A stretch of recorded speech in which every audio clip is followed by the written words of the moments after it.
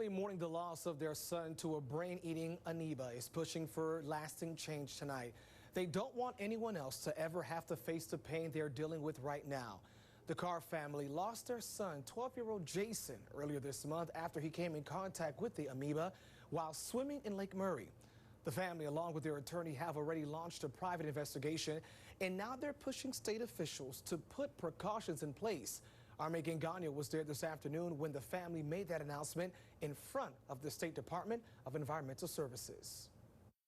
A child should not have to lose their life for doing something they assumed was safe.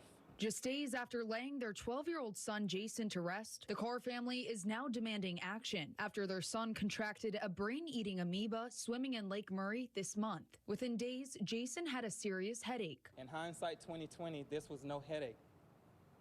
He was being attacked. Even through the medication and sedation, he kept fighting through it.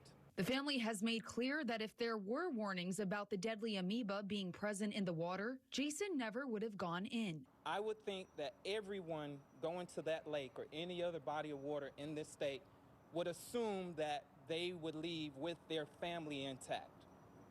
We're missing one. The CDC reports there have been 167 reported cases of Naegleria fowleri in the U.S. since 1962. But in South Carolina, the infection is not a reportable disease. The state's Department of Public Health adds they do not track or comment on individual cases. Nobody ever reached out to him.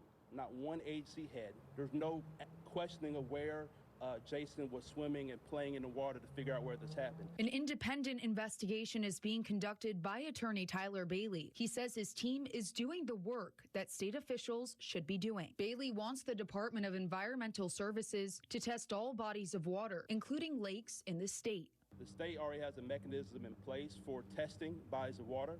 They've done that for our beaches because our beaches are what attracts tourism, but our lakes is where the residents go. There should never be a situation where a child loses life playing in Lake Murray, doing what kids do, and the agencies and departments that the reason why people feel safe do not do anything. No reports, no phone calls, no follow-up, no investigation. And anyone that thinks this is rare should possibly put themselves in our shoes. Unbelievable courage there for that family to stand there and talk about this. That was our Megan Gagnon reporting. The Carr family and their attorney, Tyler Bailey, are still investigating. But moving forward, they are seeking legislation that requires the brain-eating amoeba to be added to the reportable diseases, and that testing is done for lakes and not just beaches. So here are some things to know about the amoeba. It's most dangerous in water that is warmer than 77 degrees for an extended period. It's common in lakes, rivers, and in the southern U.S.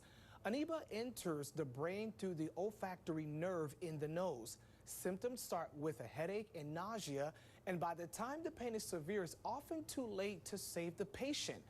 It cannot be passed from person to person. 167 cases have been reported since 1964, and only 4 people have survived. The last known death in South Carolina was in 2016.